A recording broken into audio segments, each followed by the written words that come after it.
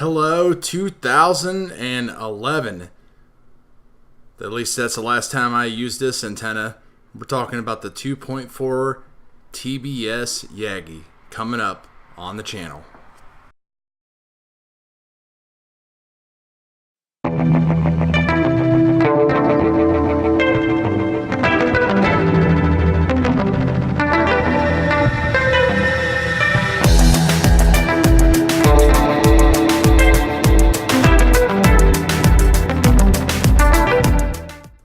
So many moons ago, when the FPV was started and everybody was using the Disco Pro and the Reptile and all those fun F450 sized multi-rotors for long-range FPV, a lot of people were using that big looking weird thing sticking out there. That is the TBS 2.4 gigahertz Yagi antenna, whatever it's called. Typically, I fly with my Duo Diversity 2.4 ground station, a VAS crosshair, Mad Mushroom. And what I'm trying to do is all of the reviews for these out there were all wing, Disco Pro stuff, 300, 400 feet in the air. And I'm trying to just find out what is going to be like the best ground pounder if I'm going to stick with 2.4 video. Like, I think 2.4 video has a place. I still am on the fence on whether I'm completely sold on it. I really like running 5.8 because it's just more convenient and everything is just cheaper and I have so much of it around.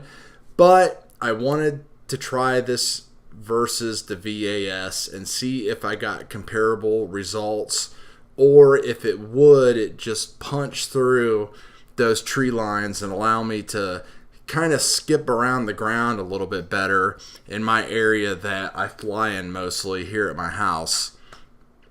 So off the bat, it performs great. I'm sure it's going to perform even better. We know for like high altitude wing applications and plane things, it does meet your needs for mini quads, racing drones in this long range, long endurance type of scenario, but so does the crosshair.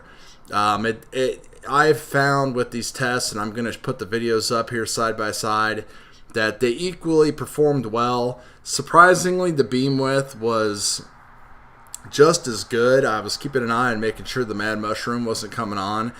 So I'm kind of surprised on that I was getting a little bit wider of a beam width than I thought I would. So let's just cut to the footage here, and I'm going to throw these two side-by-side flights up, and you can just kind of see for yourself. The performance is pretty much equal. Maybe I have to give a slight edge to the crosshair. So let's take a look at this footage here. Alright, for this test we have the VAS on the right and the TBS on the left.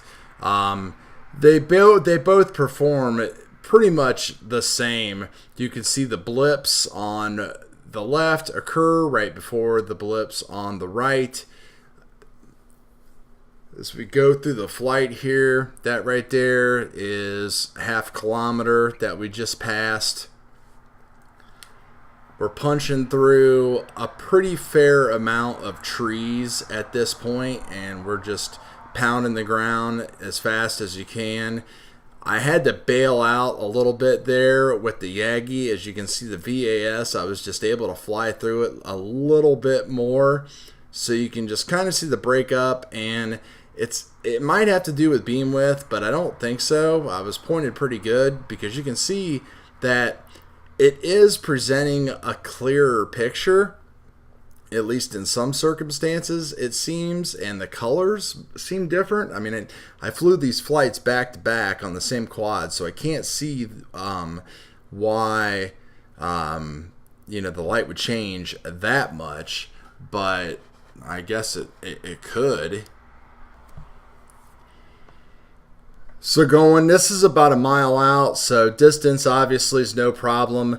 I was able to fly pretty much a half mile to 3/4 of a mile, 90 degrees to my it would be to my right, coming up on when I come back towards and circle around a little bit.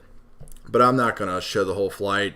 I just wanted to see if this works good for our application, and it works just fine. The VAS is just a little bit more available and a little bit less hassle. I might try it with a linear dipole at some point. I just think the lesson that learned here is that without going crazy with big pepper boxes and stuff, that I'm really not going to get much more out of like ground pound and 2.4, that I might as well just stick with my module and what I have, and probably just go back to 5.8 on some of my stuff. So anyway, guys, that's going to do it. Hopefully this is helpful since you haven't seen one of these out in the wild, but hey, it's a great antenna. It works. It just depends on really what you want to get. Do you want to get a VAS or a TBS? They're pretty much a dead draw at this point, in my opinion. So we'll talk to you guys later.